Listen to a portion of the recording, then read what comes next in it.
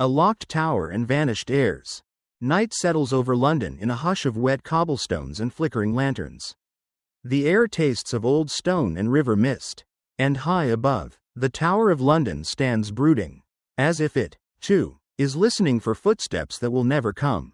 Picture, if you will, two young brothers, Edward, scarcely 12 summers old, and his 9-year-old sibling, Richard, born into silk sheets and golden promise. They find themselves escorted behind those ancient walls, told it is for their safety. History holds its breath at this moment, and you probably won't sleep soundly after this. But that's the price of curiosity. So, before you get comfortable, take a moment to like the video and subscribe, but only if you genuinely enjoy what I do here. And tell me in the comments, where in the world are you listening from? And what time is it for you right now? Now, dim the lights, maybe turn on a fan for that soft background hum, and let's ease into tonight's journey together. The story begins with a kingdom draped in velvet ceremony, yet fraying at the seams. It's the late 15th century, England, bruised and weary from the Wars of the Roses, is desperate for stability. When King Edward IV, a man as robust in appetite as in ambition, dies unexpectedly in 1483, he leaves the throne to his eldest son, Edward V, a boy not yet hardened by the steel of adulthood. The city holds its breath as the crown teeters atop a child's head. Mainstream history reminds us that the Tower of London wasn't merely a dungeon, it was also a royal residence. A place where kings prepared for coronation. Yet even as the young king was escorted there, courtiers whispered like rustling parchment, each rumor darker than the last. Some claimed Richard, Duke of Gloucester, Edward's own uncle, merely wished to shield his nephew. Others wondered aloud whether the tower's iron gates were meant to keep dangers out, or the boys in. A lesser-known detail: the boys had half-siblings, children from their father's earlier secret betrothal, whose very existence complicated everything. Those quiet shadows of illegitimacy stretched long across the royal line, giving ambitious men reason to argue the boys had no rightful claim. It's easy to forget, looking back, how swift the descent was. One day, the bells of London pealed in anticipation of a child king. The next, the city watched anxiously as Richard stepped forward as Lord Protector. The boys, kept out of sight, became figures in a silent drama few dared speak of openly. Imagine them, perhaps still laughing and teasing as brothers do, pacing the cold stone passages, windows barred against the outside world. Did Edward, with the weight of a crown half promised, feel a knot of fear tighten each day? Did Richard, the younger, sense the currents swirling around them? Historians still argue whether the princes understood the danger, or if childhood spared them the depth of dread that stalked the adults. The city itself seemed complicit in its silence. Merchants lowered their voices, the clergy offered guarded prayers, and chroniclers kept their quills poised, waiting to see which way fortune's wind would blow before writing a word too bold. The tower, as always, stood impartial, cold, impassive, stone-faced, and watching. A jest, if you'll forgive the darkness. The Tower of London is the only building in England that's seen more missing heirs than misplaced tax records. And while that might raise a wry smile, the truth is colder. Those vanished princes cast shadows centuries long. By the end of that first summer, the boys were rarely glimpsed. Only a few Londoners could claim they'd seen them at the tower windows. Pale faces framed by iron bars. Then, without warning, those small, watching figures were seen no more. And so the heart of England tightened, sensing something had shifted, a silence deeper than stone, a story already slipping into legend. History had marked them for tragedy, but no one yet knew just how complete the tragedy would be. The stage was set, the players assembled, and the kingdom braced itself for what would come next. Remember those faces at the window, for we'll circle back to them, and to the whispers that grew louder once they were gone. Shadows in the wake of a king's death. The year is 1483, and England trembles on the edge of a fresh uncertainty.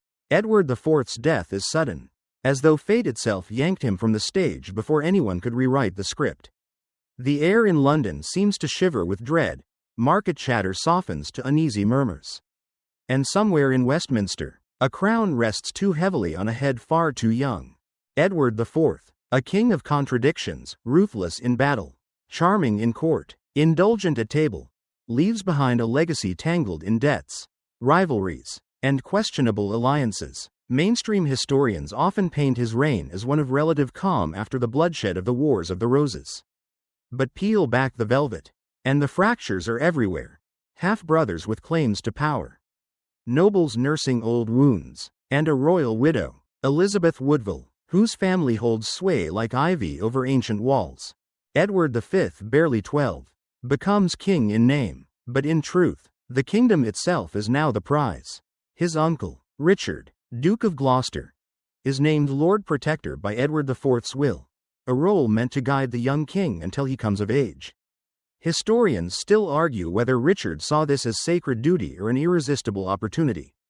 But before Richard can act, the boy's maternal relatives, the Woodvilles, move to tighten their grip. A lesser-known detail: Edward IV's death triggers not only a succession crisis but also a race.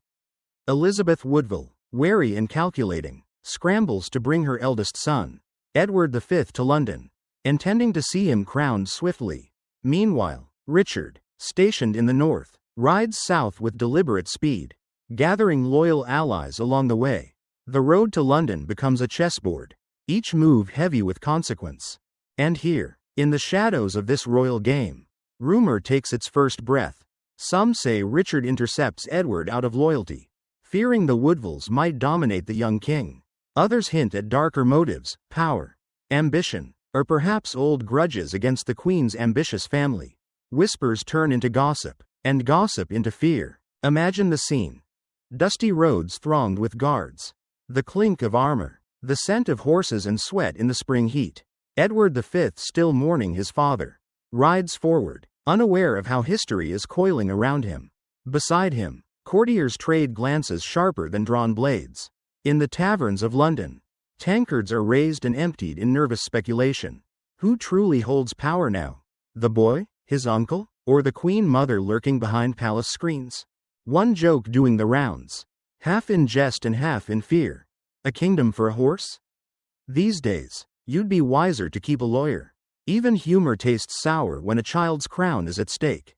In May, Richard arrests the young king's maternal uncle, Anthony Woodville, Earl Rivers, along with other loyalists. Their alleged crime? Conspiring against the protectorate. The reality is muddier. Power can be taken with a blade or a signature. And Richard chooses both. The arrests stun the capital. The Woodvilles retreat into sanctuary at Westminster Abbey, clutching the younger prince, Richard of Shrewsbury, in anxious arms. The city grows restless, uneasy as summer ripens. Processions that should have celebrated a coronation turn into cautious assemblies, faces tight with suspicion. Chroniclers record the tension in spare, careful lines, mindful that ink can condemn as easily as words spoken aloud. Yet amid the fear, London keeps breathing. Fishmongers haggle, bells toll for vespers, and children play in alleys where no royal tragedy can touch them. Life flows on, stubbornly indifferent to crown and cloak. Still, even the everyday becomes stained by rumor. Did Edward IV truly marry Elizabeth Woodville lawfully?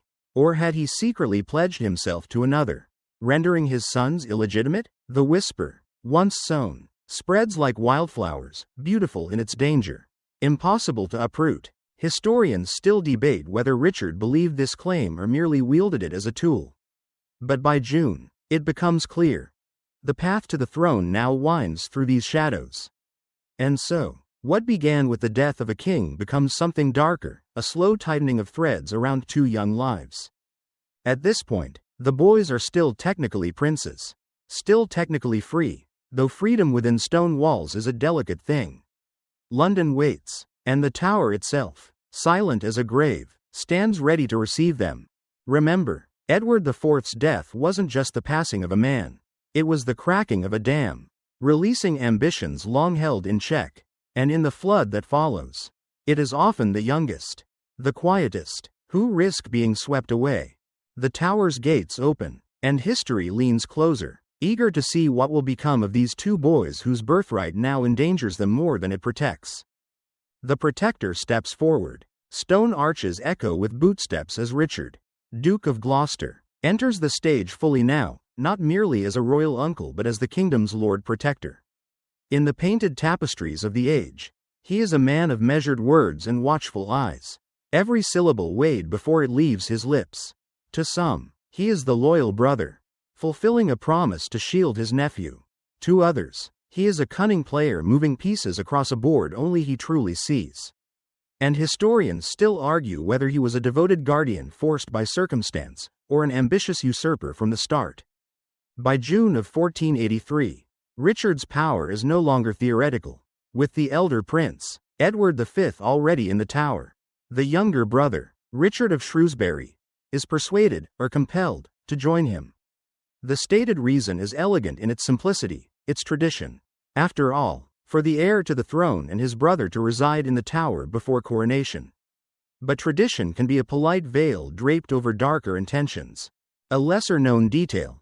While the princes wait within the Tower, Richard lodges in the royal apartments at Westminster, closer to the machinery of government and, some note wryly, farther from the boys themselves.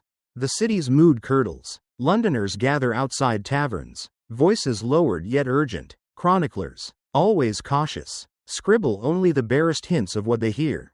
Richard, officially, is still only the protector. But one by one, obstacles vanish. The Woodville faction, once powerful, is scattered and cowed. Loyalists to the young king are imprisoned or worse. Some see Richard's hand in every arrest, every council decree. Others, less cynical, believe he merely responds to threats against the realm. After all, isn't it reasonable to remove those who might manipulate a child king? Yet the most fateful blow is struck not by sword but by parchment. An announcement circulates, alleging Edward IV was secretly betrothed before marrying Elizabeth Woodville, rendering her children, including Edward V and Richard of Shrewsbury, illegitimate. It is a claim as bold as it is convenient. And once spoken, it cannot be unspoken. Modern readers might see this as a masterstroke of political strategy. But consider the human cost. Two boys, heirs by birth, now find their legitimacy questioned overnight. Their royal blood, once protection, becomes a dangerous liability. And somewhere inside the Tower's cold walls, they surely hear whispers, servants' murmurs slipping under doors, rumors heavy with fear they cannot fully name. One small joke makes the rounds in hushed tones. If crowns were hats, they'd be one size fits all, but they're not. And that's the trouble. A flicker of humor to soften the dread. Though it rarely helps. Richard is proclaimed king in July, taking the name Richard III. Historians still debate. Did he seize the crown out of ambition? Or did he genuinely believe his nephews had no rightful claim? The question, 5 centuries on, remains stubbornly unanswered, each new scholar polishing the same old fragments, hoping they might catch the light differently. The coronation is magnificent, its rituals ancient and solemn. Trumpets flare, nobles kneel, the crown is lowered onto Richard's brow. But for all the splendor, something feels off. The rightful heir, Edward V, is alive, but invisible, out of sight in the Tower. The younger prince too, hidden from London's gaze. The silence where cheers for them should have been rings louder than the bells themselves. A curious note: Richard, now king, shows real administrative talent, passing laws that protect landowners, reforming parts of the justice system. Some chroniclers, cautiously admiring, record these acts, yet none of it drowns out the deeper question: what of the boys? As weeks slide into late summer, even Richard's supporters grow uneasy. The prince's absence is harder to explain. Rumors ferment into suspicion. Whispers turn sharp, laced with fear. Are the boys still alive? And if they are, what future can they possibly have under a king who claims their birthright? London holds its breath, straining to glimpse 2 young faces at the Tower's windows. Occasionally, watchers insist they see them, pale, silent figures in fine tunics.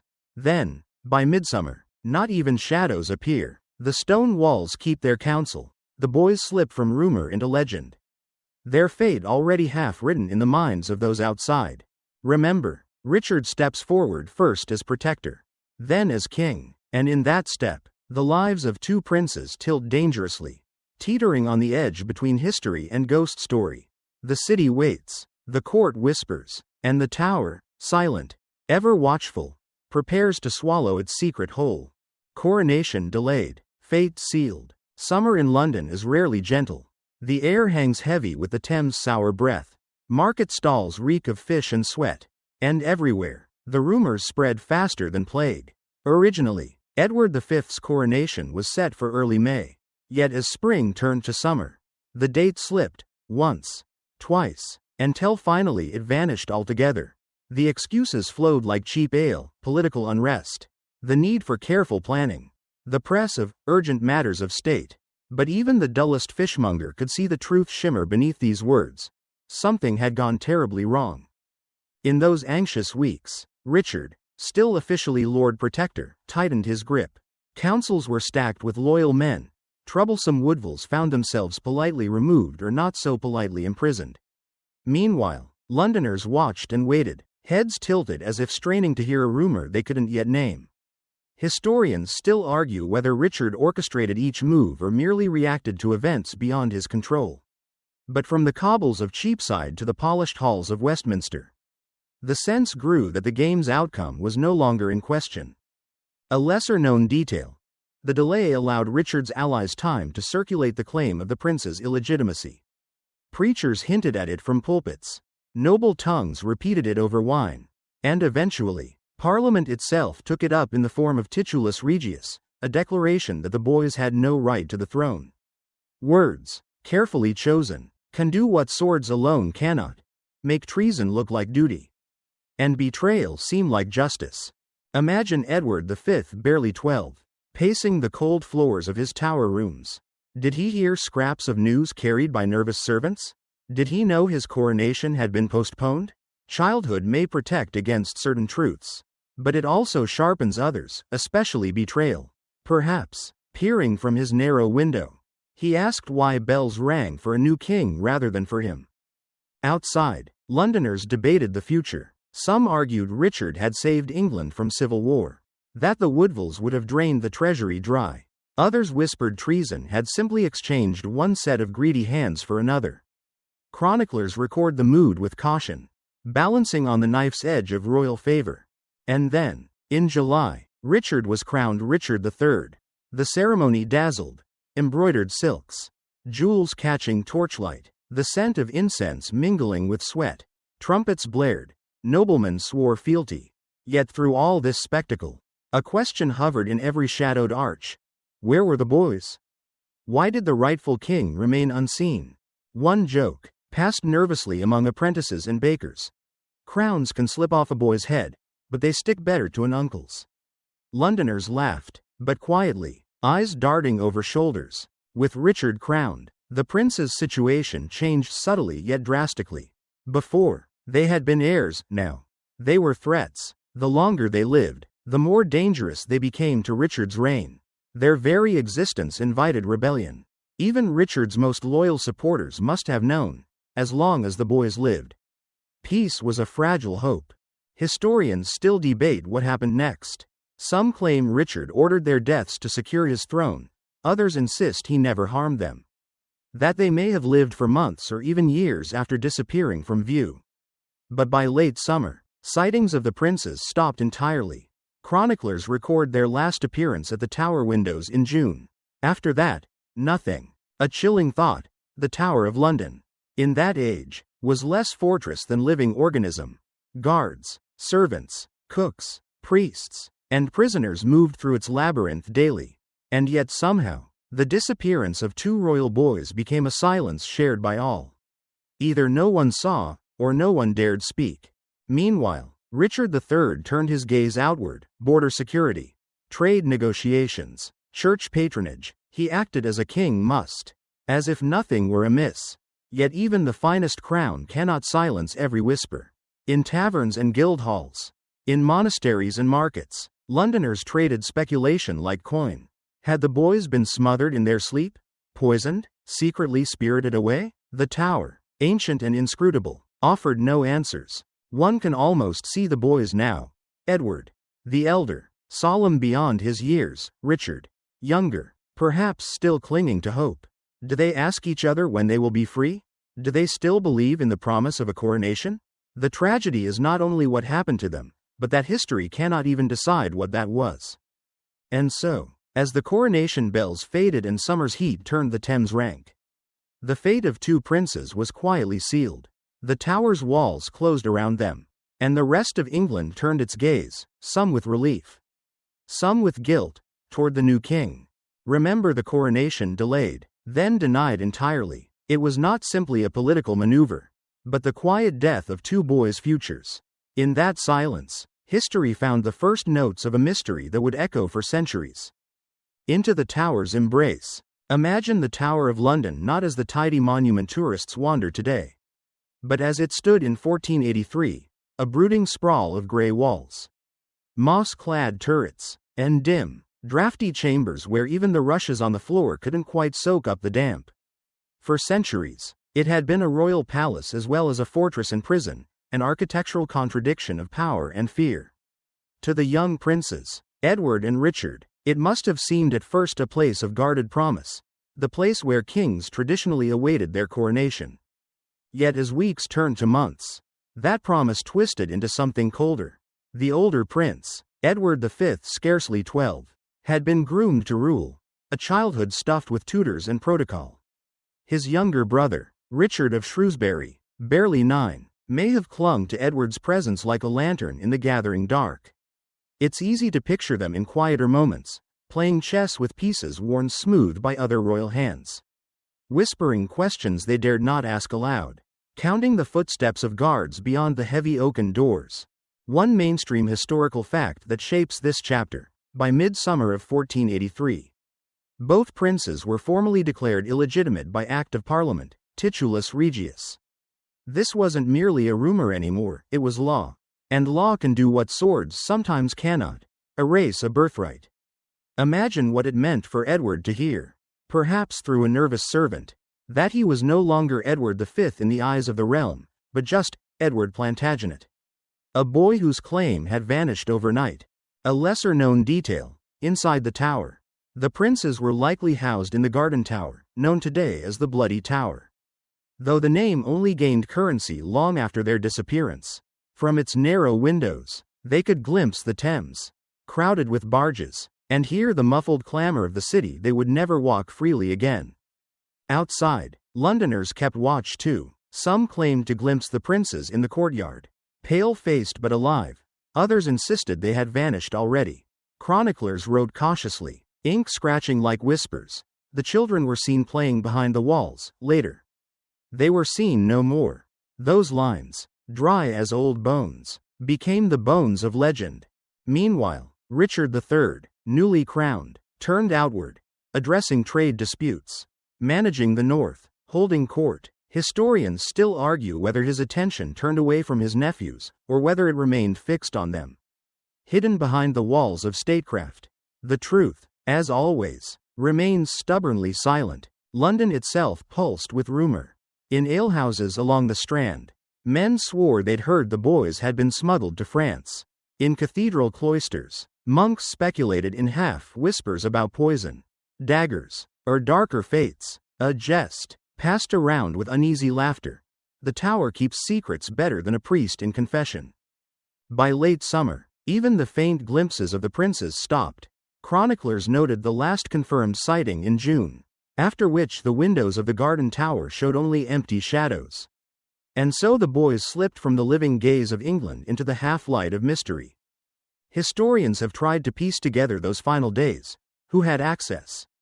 Who bore grudges? Who stood to gain? The list of suspects sprawls from Richard III himself to Henry Stafford, Duke of Buckingham, Richard's once loyal ally turned rebel. Some even point to agents of Henry Tudor across the Channel, hungry to weaken Richard's claim by eliminating alternative heirs.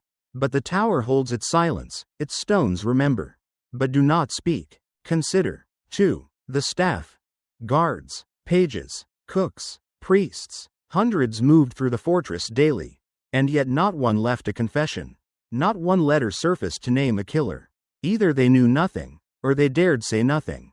Picture Edward and Richard on what might have been an ordinary evening, the elder trying to reassure the younger. The younger perhaps still believing promises of freedom. Outside, the river lapped against the wharf. Torches guttered in the night breeze. the city beyond bustled. Unaware, or willfully so. And then, they were gone. In this quiet erasure, the tower kept its most chilling promise. It could swallow lives so completely that even history must guess what happened. The world moved on, but the empty windows of the garden tower remained, staring blankly out over the city. And from that emptiness, the legend of the princes in the tower began to grow, rooted in fear, watered by rumor, and still blossoming 5 centuries later. Remember, the tower's embrace was never gentle. It offered shelter and ceremony, but at its heart lay a cold truth. Walls built to protect can just as easily imprison. And sometimes, the deeper the walls, the darker the secrets they keep. A court drenched in rumor. The autumn of 1483 arrived in London not with crisp breezes and golden leaves alone, but with the weight of unspeakable questions. The princes, once symbols of hope, had slipped from sight, leaving only cold stone and colder speculation behind. And in their absence, rumor seeped into every drafty corridor of Richard III's court, coiling around hearth fires and echoing off vaulted ceilings. Imagine it. Grand halls hung with velvet, torchlight dancing across gilt shields. And everywhere, voices lowered just enough to seem innocent. The royal household, once bustling with servants and courtiers loyal to Edward IV, now bristled with uncertainty. Whispers bred faster than rats about the missing boys, the Queen Mother in sanctuary, and Richard himself, whose crown, though newly minted, already weighed heavy with suspicion. One mainstream historical fact often overlooked, even among Richard's own council. Concern simmered. Several nobles had supported his claim to the throne on the promise that the boys would be cared for or quietly set aside, not erased. When those same nobles realized the princes had truly vanished, their loyalty began to fracture. Loyalty bought by fear rarely endures. A lesser-known detail. Some rumors placed the boys' deaths not in late summer but closer to autumn. After Richard's coronation, one story spoke of soft footsteps at midnight, a feather pillow pressed down in darkness, and 2 small bodies carried down winding stairs to be buried under stone. Was it truth, or only the court's way of naming the fear it dared not speak? Historians still argue whether these rumors began with Richard's enemies, or within his own uneasy circle. Outside the palace, London thrummed with gossip. In taverns near Cheapside, tankards clinked as men speculated darkly. Had the boys been smuggled abroad? Poisoned by treacherous servants? Or quietly murdered on Richard's order? A jest, shared with nervous laughter. If the tower had windows enough, we'd see the truth, but it's the shutters that keep us guessing. Meanwhile, Richard moved to solidify his rule, redistributing lands, confirming titles, rewarding loyalty. To some, it looked like a wise consolidation of power. To others, a bribe wrapped in parchment. He summoned councils, listened gravely, issued proclamations praising stability and loyalty. Yet the one thing he never proclaimed was the fate of the princes. The silence itself became its own answer. Consider the daily life inside the tower. Guards stationed at doors. Servants carrying meals that might have grown fewer. Courtiers who once visited the prince's apartments now finding excuses to stay away. And yet, astonishingly, no contemporary account states who last saw the boys alive, or exactly when. The story's edges blur into fog. In late 1483, rebellion bloomed like rot beneath polished floors. Henry Stafford, Duke of Buckingham, once Richard's closest ally, raised arms against him, uniting disaffected Yorkists and Lancastrians alike. Historians still debate Buckingham's true motive: personal grievance, ambition, or horror at the prince's disappearance. Whatever the cause, the rebellion failed, but it left cracks in Richard's reign that would never fully heal. Rumor, as always, proved more resilient than rebellion. Chroniclers noted how swiftly tales of smothering, strangling, or drowning spread across England. Even those who had little love for the Woodvilles whispered uneasily about Richard's innocence or guilt. Truth mattered less than belief. And belief, once rooted, proved nearly impossible to dislodge. In the quiet corners of the court, some dared wonder. Could the boys still be alive, hidden away until it was safe to produce them? If Richard had truly harmed them, why no confession, no discovered remains? But then, the tower had many hidden staircases. And a body buried deep enough is as good as vanished. A modern historian might call this a masterpiece of medieval damage control or a catastrophic failure. Either way, Richard's crown, though still on his brow, began to tarnish under suspicion. Even reforms he championed, like strengthening trial by jury, could not wash away the blood that rumor insisted stained his hands. One can almost hear the court's hush when Richard entered, silk rustling. Breath caught mid-whisper, heads bowing quickly to avoid his gaze. Did he sense the fear? The disapproval curling beneath the veneer of obedience? Power commands silence, but silence often hides contempt. Remember, this was not merely a court of marble and gold. It was a living organism of ambition, fear, and fragile alliances. And in that autumn of 1483, the question of what had become of two young princes became the question that even kings dared not answer aloud. And so, rumor did what iron bars and royal seals could not. It kept the boys alive. Not in body but in legend, a legend that would outlive Richard himself. Richard wears the crown. By the close of 1483, Richard III had settled into his uneasy kingship. The crown, a circlet of gold adorned with fleur-de-lis and crosses, rested on his brow, but it seemed to burn rather than bless. The same courtiers who had once whispered of duty now murmured of ambition. And even in the echoing halls of Westminster, Richard must have heard the question that would haunt every step of his reign. What truly happened to the princes? In public, Richard ruled with decisive energy. He reaffirmed laws protecting landowners, introduced reforms to make bail more widely available, and made legal documents more accessible to ordinary people, a detail that rarely makes it into popular retellings but impressed even some of his detractors. It was, on paper, a reign of reason, yet in every shadowed corner, rumor moved like smoke. One mainstream historical fact often overlooked: Richard III spent less than 3 months as protector before taking the crown for himself. His justification, that Edward IV's children were illegitimate due to a secret pre-contract, was ratified by Parliament's Titulus Regius, turning private scandal into public law. But even then, not all were convinced. Some accepted his claim, hoping it would bring stability. Others swallowed doubts with their wine, waiting to see what the new king would do next. A lesser-known detail: Richard III's royal motto was "Loyalt me lie, loyalty binds me." A phrase that sounds noble until you remember how loyalty often binds the tongues of those who know too much. The city watched Richard's every move. The court, that delicate tapestry of power and flattery, began to fray at the edges. Some nobles who had backed Richard's rise grew restless, whispering that the disappearance of the boys stained the legitimacy of his reign. Historians still argue whether Richard heard these murmurs and dismissed them, or feared them more than open rebellion. Humor, dark and sharp as a dagger, crept into London's taverns. A crown fits best when there are no heads left to wear it. Nervous laughter followed, the sort that dies quickly when the wrong ears might be listening. And what of the boys themselves? From the autumn of 1483 onward, sightings ceased entirely. Chroniclers recorded no more glimpses at the tower windows, no more hopeful rumors of escape. In their silence, the legend grew. The princes were no longer merely missing, they had become ghosts in the living memory of England. Richard pressed on. His royal progress through the north displayed regal generosity, gifts, pardons, and favors handed out with practiced grace. In York, a city loyal to him, he received warm welcomes that must have soothed his troubled court. Yet even there, away from London's sharp-tongued crowds, questions clung to him like shadows. Historians debate: was Richard genuinely troubled by what had happened to his nephews? Did he issue secret orders hoping to protect them, only to be betrayed by overzealous allies? Or had he calculated from the start that their deaths were the surest way to secure the crown? The records do not say.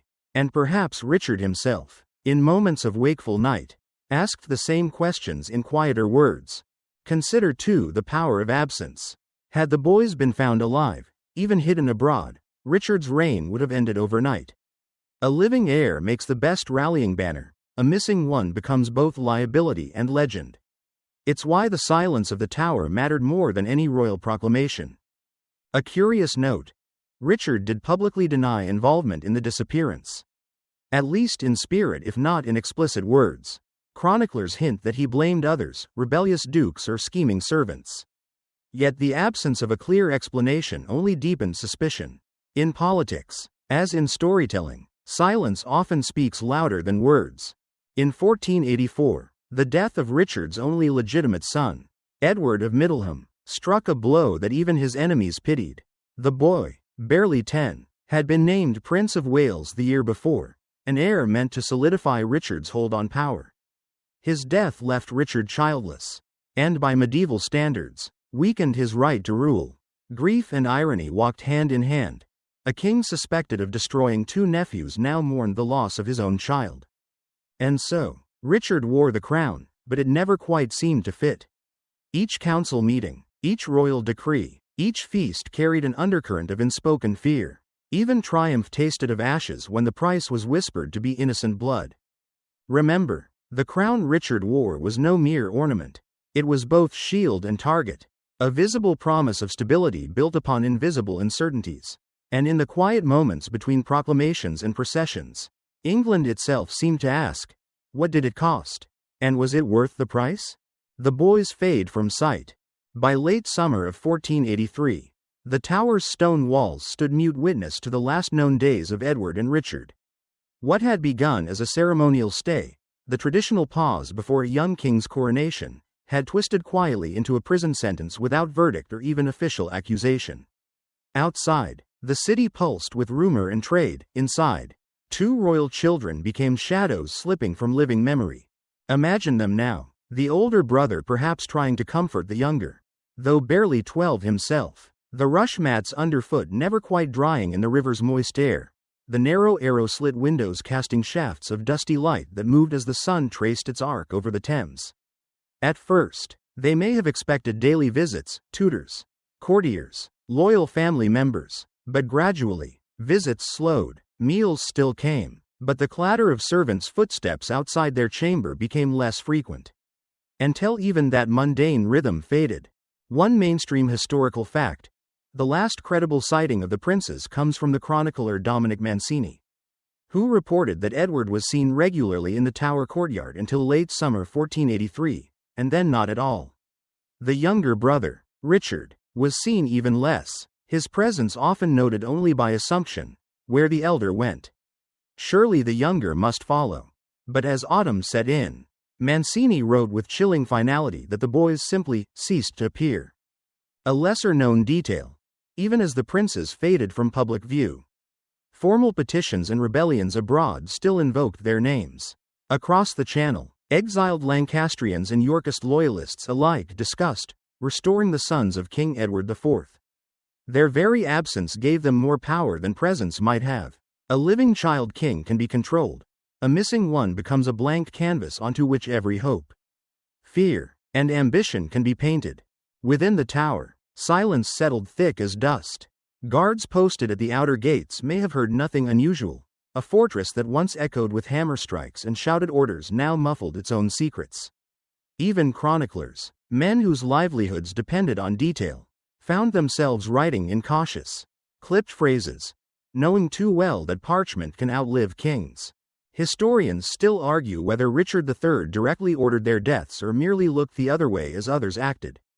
The historian Sir Thomas More, writing decades later, claimed the boys were smothered with pillows under cover of night by Sir James Tyrrell, a loyal retainer, yet More himself admitted he wrote partly from rumor. His truth mixed with the courtly politics of Tudor England. And so, the silence in the Tower becomes louder than any accusation. In London, the absence of the princes became a presence in itself. Their last glimpses at a barred window turned into ghost stories retold over ale, two pale faces fading into dusk, never to return. A jest, whispered with uneasy laughter. The Tower's windows look out, but never in. Even those loyal to Richard could not silence the question that spread through every hall and marketplace. What had become of the sons of Edward IV? And why did no royal decree announce their fate? The longer Richard stayed silent, the more surely rumor hardened into belief. A king may rule by decree, but hearts and tongues answer to a different master. Meanwhile, Richard's reign moved on. The machinery of government clanked forward, taxes levied, offices filled, treaties negotiated, yet even the most efficient rule cannot erase unease. The boy's disappearance was a wound that festered silently in the kingdom's conscience. It cast a pall over every triumph and every feast, an unspoken reminder that all crowns are ultimately won, and kept, by mortal hands. One can almost see Edward, the elder, peering through iron bars, the younger brother beside him asking questions too simple to answer. Did Edward keep hope alive each dawn? Or did he see clearly what awaited them? Did they hear footsteps at night and wonder if those steps would pause at their door? As months turned into years, their absence became permanent. They were not officially declared dead, they simply ceased to be mentioned. Chroniclers who dared write of them did so in guarded language, as if invoking a curse. The Tower held its silence, and London learned to do the same. Remember, fading from sight is sometimes more powerful than dying outright. In that silence, the two princes passed from frightened children into legend, symbols of innocence betrayed. Royal blood spilled in the dark, and questions history itself might never answer. And in the shadows of the Tower, their memory lingered, unseen, unspoken, but impossible to forget. Suspects in the shadows. If history teaches anything, it is that absence invites suspicion as surely as a locked door invites a knock. As the prince's disappearance hardened from rumor into accepted truth, eyes turned not just to Richard III, but to a web of courtiers, rivals, and silent watchers whose motives were tangled in ambition, fear, and loyalty. Each name whispered in the dark carried its own shadow, each shadow its own possible crime. Historians still argue whether Richard himself ordered the boys' deaths or whether others, acting out of fear or zeal, took it upon themselves to solve the problem.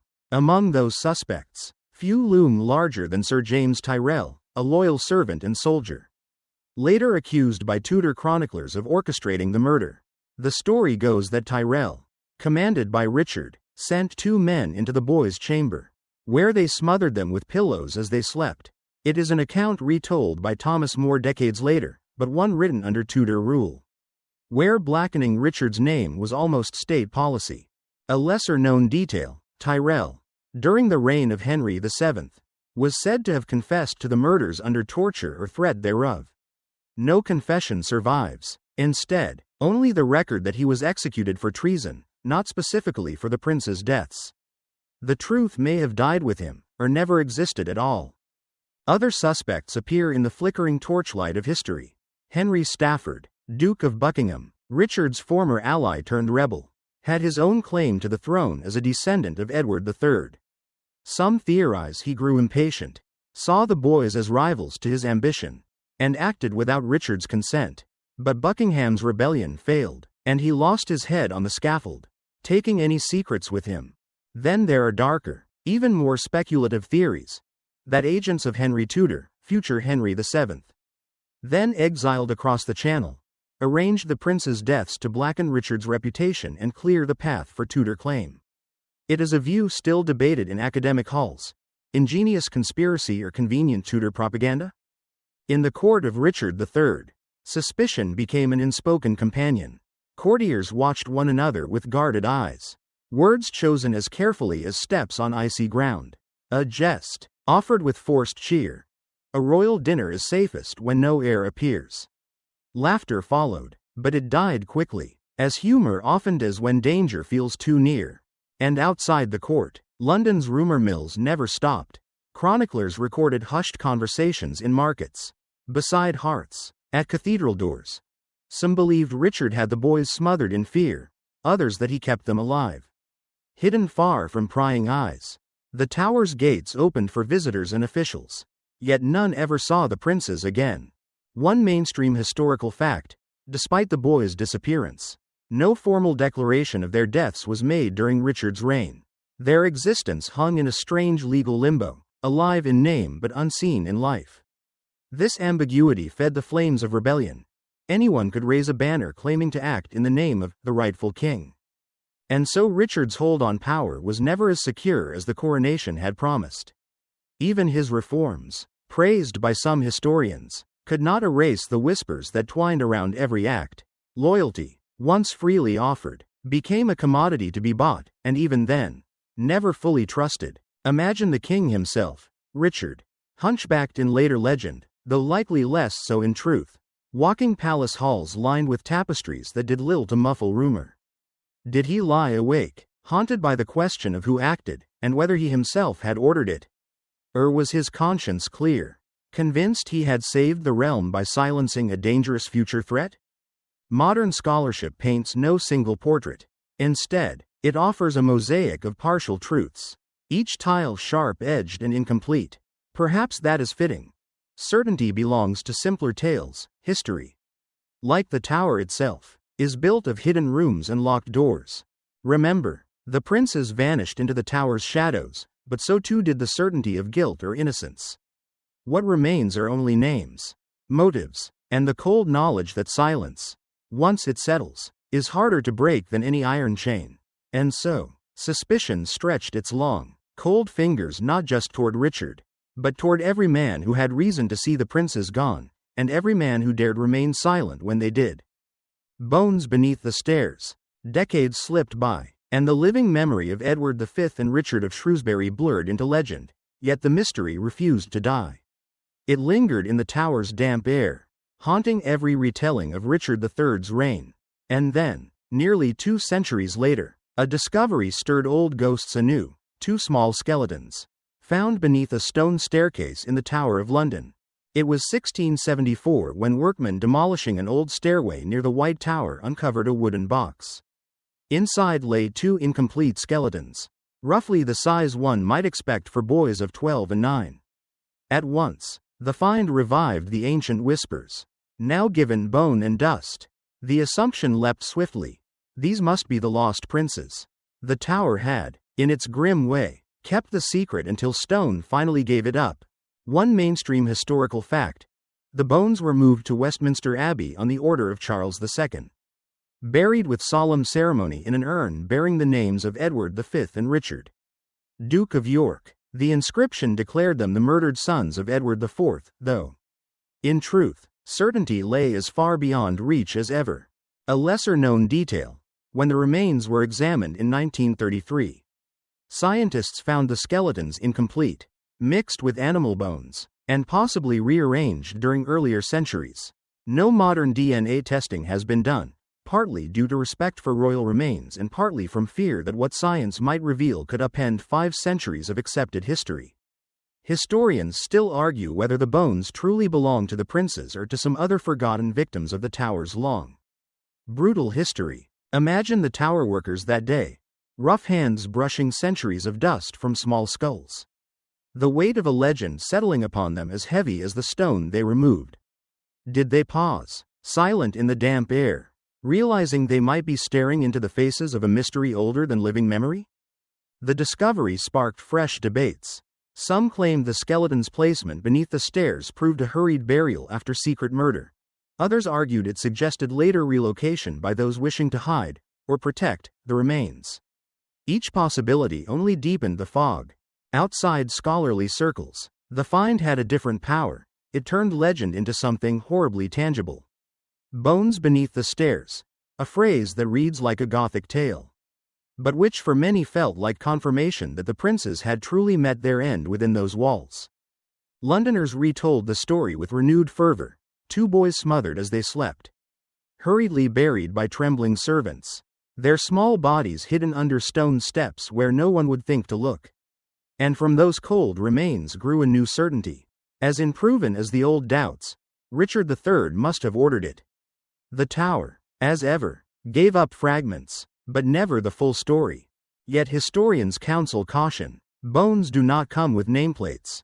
No chronicler saw the burial, and other royal children, or even unrelated children, might have died in the tower's many centuries of grim service to power. The truth, if it rests anywhere, remains sealed as tightly as the vaults beneath the abbey floor. Consider the irony. In life, Edward and Richard were watched by hundreds: guards, tutors, priests, courtiers. In death, they became more unseen than ever, known only by rumor, story, and eventually by 2 fragile skeletons that might not even be theirs. The living princes became the missing princes became bones, and the bones, in turn, became symbols far larger than the children they once were. One dark jest, whispered by a later generation. The tower keeps its tenants longer than any landlord. Gallows humor, yet uncomfortably true. Remember, discovery is rarely final. Sometimes it only sharpens the edges of mystery. In the chill stone chamber of Westminster Abbey, the urn bearing the name of two lost boys rests quietly, visited by tourists who know only the outline of their tragedy. And in the tower, the stairs under which the bones were found have long since been rebuilt, but the question they raise remains unburied. The bones beneath the stairs did not end the debate, they ensured it would echo on. Proof, legend, or something cruelly in between, what they truly are may never be known. Yet in those silent remains, the princes still speak, not in words, but in the stubborn refusal of history to forget what power dares to hide. The Tudor rewrite. History, as any weary chronicler might confess, is rarely written by the innocent.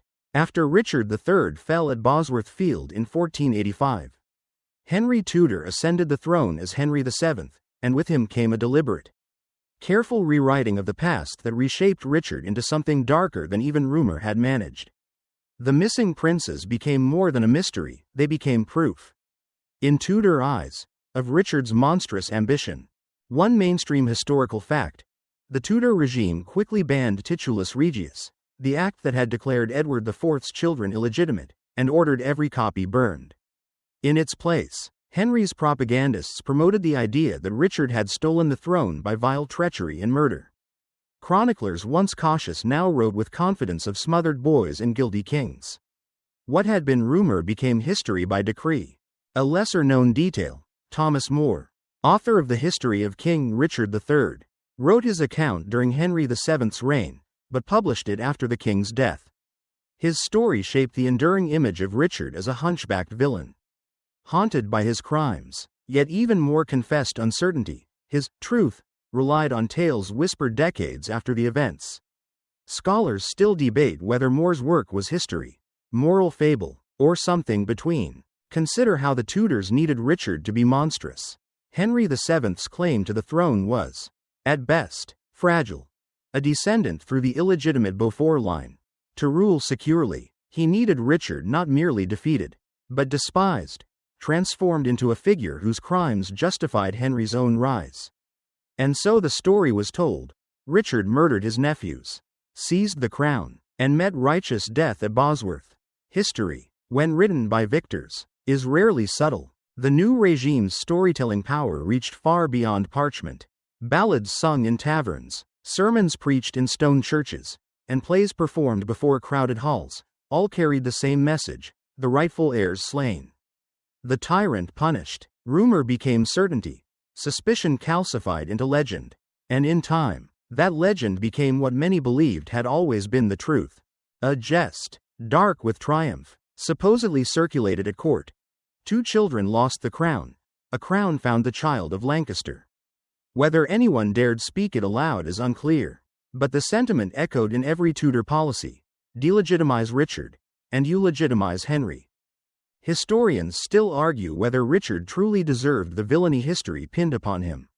Some see him as a shrewd but not especially cruel politician, others as a man driven by desperation into darkness.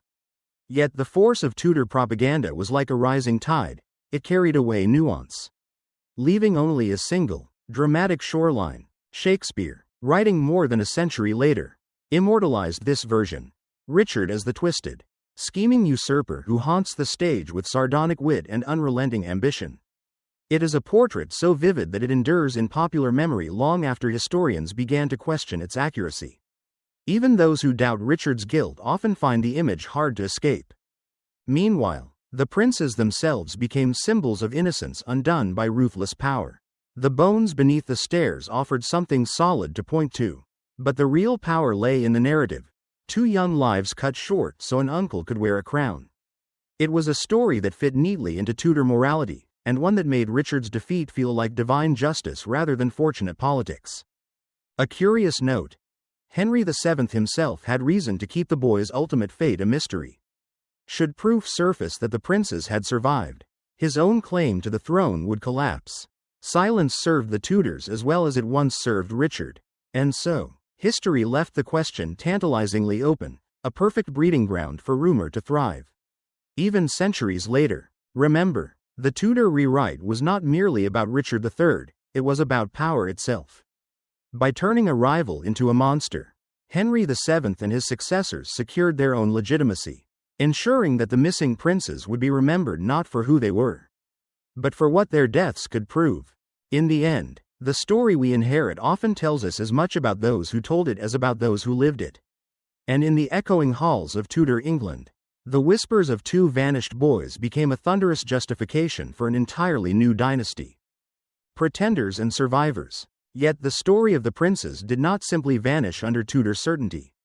Instead, it sparked new legends, new rebellions, and a parade of men who claimed, whether from hope, delusion, or cunning, to be one of the lost sons of Edward IV. Their names change, but their claim was the same: I am the rightful heir. And England's crown was stolen from me. One mainstream historical fact: the first and most famous of these claimants was Lambert Simnel. In 1487, Simnel, barely a teenager, was presented by Yorkist rebels as Edward, Earl of Warwick. Though the real Warwick was alive, imprisoned in the Tower, the claim gained enough support to trigger a full-scale uprising. Simnel's rebellion ended in defeat at the Battle of Stoke Field, yet it revealed the hunger that still simmered in England for an alternative to Tudor rule. But it was Perkin Warbeck, emerging in the 1490s, who made the most audacious claim: that he was Richard of Shrewsbury, the younger of the vanished princes. Warbeck appeared at the court of Burgundy, then moved to France and Scotland, gathering sympathy, funding, and soldiers from those who disliked Henry VII's rule. His polished manners and striking resemblance to the Yorkist line made some European courts wonder if he might truly be the missing prince returned from hiding. A lesser-known detail: Warbeck was taught by Yorkist exiles to speak carefully of events before 1483. As if he truly remembered them, his supporters crafted a narrative that he had escaped the Tower and lived in secret exile until the moment was right to reclaim the throne. To many, especially those disaffected by Henry VII's taxes and centralization of power, the idea that a prince had survived seemed not only possible but preferable. Historians still argue whether Warbeck genuinely believed his own story or knowingly played a role in an elaborate plot. Some see in him an ambitious fraud, others a pawn used by greater powers. His true identity remains as much a mystery as the fate of the princes themselves. In England, his very appearance kept the legend of the missing princes alive. If Richard of Shrewsbury could emerge from exile, then perhaps Edward V too still lived somewhere, hidden by loyalists waiting for the right moment. The idea of living heirs haunted Tudor dreams and nightmares alike, forcing Henry VII to react swiftly and ruthlessly to any new rumor. One jest passed in quiet corners: a prince in exile drinks finer wine than a prince in the Tower. Bitterness wrapped in humor, but it spoke to the enduring belief that if the boys had lived, they might yet return. Warbeck's campaign failed in the end. He was captured and eventually executed in 1499. Yet even his death did not silence speculation.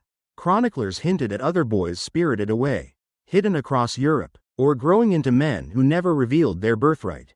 The hope, or fear, that a lost prince might reappear became part of England's political weather, always threatening a sudden storm. Consider, too, why these pretenders found support. Beyond personal ambition, they represented something larger: a sense that the proper line of succession had been violated, that the rightful heirs had been stolen from history. In this sense, the legend of the princes lived not only in rumor but as a rallying point for those who saw Tudor rule as unnatural or unjust.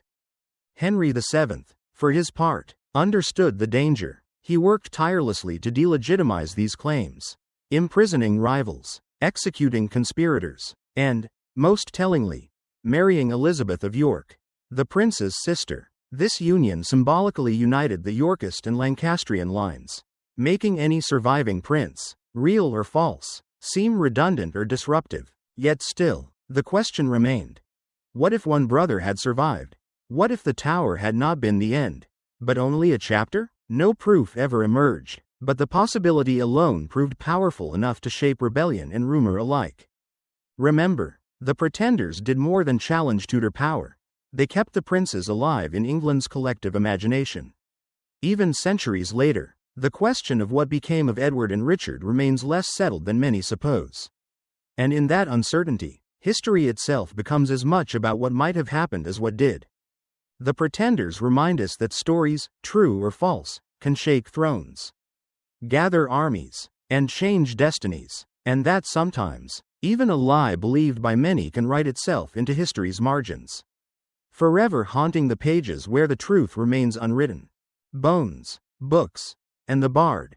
By the 16th and 17th centuries, the princes in the Tower had transformed from living children into symbols that haunted England's imagination. Chroniclers, playwrights, and poets alike turned their mysterious disappearance into moral lessons, political propaganda, and, in some cases, art so enduring that it reshaped history itself. One mainstream historical fact: it was in the Tudor era that Richard III's reputation solidified as the ultimate villain. Chroniclers like Raphael Holinshed and Edward Hall painted him as cruel, cunning, and misshapen, an image that Shakespeare would later make unforgettable. Their works drew on rumor, hearsay, and Tudor politics, yet became accepted as truth for generations. A lesser-known detail: Shakespeare's Richard III was likely written around 1592. Over a century after the boys vanished. His Richard is witty, sardonic, and gleefully wicked, a character so compelling that even those who know the real history is less certain still see him as the face of royal evil. It is said that Tudor audiences, already steeped in these stories, cheered the villain's defeat not just for drama's sake, but as confirmation of what they believed about history. Historians still argue whether Shakespeare's play reflects Richard as he truly was, or whether it reveals more about the anxieties of Elizabethan England, a realm that feared civil war, usurpation, and the dangers of uncertain succession. Drama, after all, often speaks to its own time, even when it claims to show the past. Consider, too, the books written in later centuries. In the 18th century, Horace Walpole questioned the traditional story, suggesting Richard's guilt might not be certain. By the 20th century, historians like Paul Murray Kendall and groups like the Richard III Society sought to rehabilitate the king's image, arguing that he was a victim of Tudor propaganda rather than the architect of his nephew's deaths. Yet their work could never fully dislodge the image fixed by Shakespeare and Tudor chroniclers. A jest, whispered by modern Ricardians, if Richard had hired a better playwright. History might have been kinder. Wry humor, but it points to a strange truth: that a single work of art can weigh as heavily as royal decree in shaping what the world believes. In libraries and private studies, debates unfolded over fragments, accounts from chroniclers decades removed from events, official documents conspicuous in what they did not say, and, of course, the bones discovered in the Tower centuries later. Scholars compared handwriting, tested old parchments for forgery, and argued late into the night, but the silence of the princes remained louder than any evidence. The Tower itself became part of the story. Tour guides, even into the Victorian era, pointed to the bloody tower and spoke in hushed tones of Edward and Richard. Smothered in the dark, visitors pressed their hands to cold stone, trying to feel a ghost that history could not prove but would not let die. Meanwhile, new plays, novels, and even children's books retold the tale, each bending the story to its own age. The princes became, variously, tragic victims of ambition, innocence lost to statecraft, or symbols of royal fragility. Their youth and silence made them the perfect canvas. Who can argue with the memory of a child? One mainstream historian described them as the absent center of Richard III's story. Everything turns on what happened to them, yet they themselves left no words, no record, no defense. Their lives are glimpsed only through the actions and writings of others, people with power, with prejudice, or with plays to write. Remember, too, the bones beneath the stairs. Even after burial in Westminster Abbey, they became objects of fascination. Victorian scientists measured skull fragments, estimated ages, and solemnly declared they had solved the mystery, yet left crucial questions unanswered. The bones remain there still, locked in an urn inscribed with a story that is half fact, half legend. In the end, books and bones together kept the princes alive in England's memory. Each historian, playwright, and reader shaped their image anew. And so, while the truth of their fate remains locked in stone, their story endures, retold in every century, never quite settled, always inviting another look into the shadows. The princes became more than the sum of rumor and bone. They became a question whispered from one age to the next. What do we believe? And why? And in that question, perhaps, lies the most lasting echo of all. Echoes through centuries. Time moved on, as it always does, yet the story of the princes in the tower refused to sail quietly into the past. Like ripples spreading from a single stone dropped into water, their disappearance sent waves that reached far beyond their lifetimes, touching historians, artists, and even modern forensic scientists centuries later. One mainstream historical fact: in 1933, the bones found beneath the tower stairs were formally examined by leading anatomists of the day. Their study concluded that the remains likely belonged to two children about the right ages to be Edward and Richard. Yet the bones were incomplete, mixed with animal fragments, and removed from their original context centuries after the supposed murders. No conclusive evidence emerged, and no modern DNA analysis has ever been permitted. The princes remained hidden, even as fragments. A lesser-known detail: in the late 20th century, the Richard III Society petitioned to have the bones tested with DNA techniques unavailable in the 1930s. The hope was simple: to answer, finally, the question of whether these were truly the lost sons of Edward IV. But permission was denied, partly out of royal respect for the dead and partly from fear that the test might complicate the carefully balanced story that history, politics, and legend have built together. Historians still argue whether silence serves truth or protects something else entirely. Would a definitive answer change what we believe about Richard III? Or merely shift the mystery elsewhere? Even in the age of science, the past keeps its secrets with stubborn resolve. Yet echoes remain powerful, even without proof. Consider the continued fascination. Novels, documentaries, historical societies, and scholarly conferences dedicated to two boys who lived short lives over 500 years ago. The story resonates because it is unfinished, and because it touches something universal: our need to know, our fear of power abused, and our sorrow for innocence betrayed. In the Tower of London today, guides still pause by the bloody tower, telling the story in lowered voices. Tourists listen, their eyes scanning old stones as if they might glimpse, even for a moment, the small faces that once looked out from a window toward freedom. The ancient walls, darkened by centuries of rain and rumor, remain silent, but the silence itself feels eloquent, almost accusing. One jest, offered in dry modern humor: the tower keeps its mysteries better than the crown keeps its kings. Laughter follows, though it softens quickly. The thought lingers that some mysteries are heavier than they seem. Consider, too, what the story says about us. Over centuries, people have remade the princes into symbols that fit each age: warnings against ambition, emblems of innocence, proof of evil, or even victims of a broader historical tragedy. The real boys, Edward and Richard, scarcely exist in these retellings. We know little of their laughter, fears, or the ordinary moments of childhood that history rarely records. They survive, ironically, more as an idea than as children. And that may be why the question endures. Not merely, who killed the princes? But, how do we choose what to remember, and why? The lost princes remain at the center of a story that is part fact, part myth, and entirely human. In the scholarly halls, debates continue. In quiet corners of the tower, tourists still ask guides, "Do you really think they're buried here?" And guides, with a practiced smile, often answer, "No one truly knows. And perhaps we never will." The echoes stretch even further, into art, literature, and everyday language. Princes in the tower has become shorthand for innocence destroyed by power. A phrase that needs no footnote to feel chilling. And so, in legend at least, Edward and Richard outlived the kings and courtiers who betrayed them, becoming symbols whose story still asks uncomfortable questions of every generation. Remember, the past survives not only in bones and books, but in what we choose to ask and what we dare to doubt. The tower still stands, the urn in Westminster still rests, sealed, and the story of the princes, unfinished. unsettling, unforgettable, echoes on, undiminished by time. The tower holds its secrets. So we arrive at the heart of it, two royal brothers. A fortress built to protect and to imprison, and a silence that endures longer than any reign. The princes in the tower remain history's most persistent whisper, a story half told and half imagined. Suspended forever between fact and fear. One mainstream historical fact: Edward V was never formally crowned. Though proclaimed king after his father's death, his reign was measured in weeks.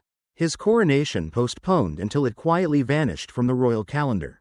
In official documents, Richard III's claim erased Edward's brief rule almost as if it had never happened. It was as though history itself conspired to make the boy disappear. A lesser-known detail: Richard's own son, Edward of Middleham, died less than 2 years after Richard took the crown, leaving him without an heir. In a grim symmetry, the king suspected of destroying his brother's children lost his own, as if fate demanded a price. Chroniclers noted the king's grief, recorded royal prayers and black-draped halls, but whether that grief came from guilt, sorrow, or both, history does not say. Historians still argue whether Richard III ordered the boys' deaths, whether others acted in his name, or whether they died by disease or quiet neglect. Each theory stands on evidence that is as fragile as the bones buried under the abbey floor. The truth, if it was ever fully known, died with those who built the tower's walls, and with those who walked its dark passages one last time. The tower itself becomes almost a character in this story, a monument to power.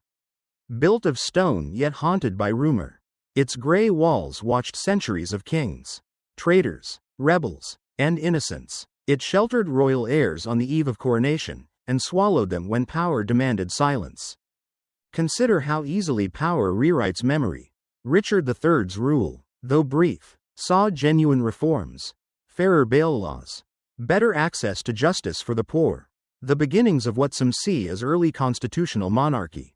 Yet these achievements faded behind a darker legend, one shaped by Tudor chroniclers, sharpened by Shakespeare, and carried by centuries of retelling. In the tower's shadow, every stone seems to remember.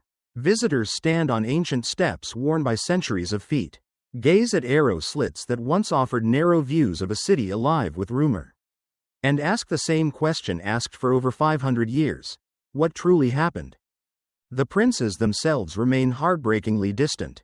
We know them through titles and dates, through royal portraits painted after death, and through the grim record of their disappearance. Their voices, laughter, and fears were never written down. They remain children forever, defined not by who they were but by what was done to them, or what was rumored to have been done. One dark jest, whispered even now by guides at the tower: the walls don't talk, but they remember. In that silence lies the real power of the mystery. It is unfinished, unresolved, and therefore unforgettable. Remember, too, that history is rarely a courtroom. Proof fades, documents burn, and memory bends to politics and art. What we call history is often the shadow cast by those who survived, and in the case of the princes, by those who gained most from their absence. And so, the tower keeps its secrets. The urn in Westminster Abbey holds bones that may, or may not, be royal. Plays and books keep alive a story that may never be settled. The legend persists because, at its heart, it is about more than two boys. It is about power, fear, and the stories we choose to tell. And perhaps that is why, even now, we still return to the question. Not because we expect a final answer, but because the asking keeps the past alive. In the silence between stones and whispers, history breathes. The hour grows late now. Outside, the world softens into quiet, streetlights glow, windows flicker, and footsteps slow on darkened pavements. Inside, our story too must settle, though its questions refuse to sleep. Picture the tower standing by the Thames, its pale stone washed silver by moonlight. The same walls that once enclosed laughter now hold only echoes.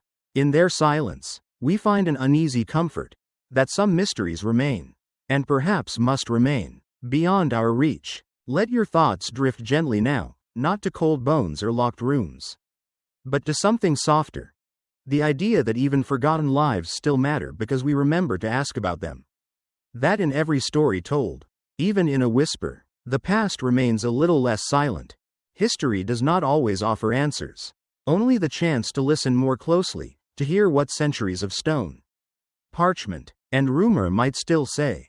And though the truth about the princes may never return from the dark, their memory lingers, fragile, stubborn, and strangely alive. So breathe a little slower.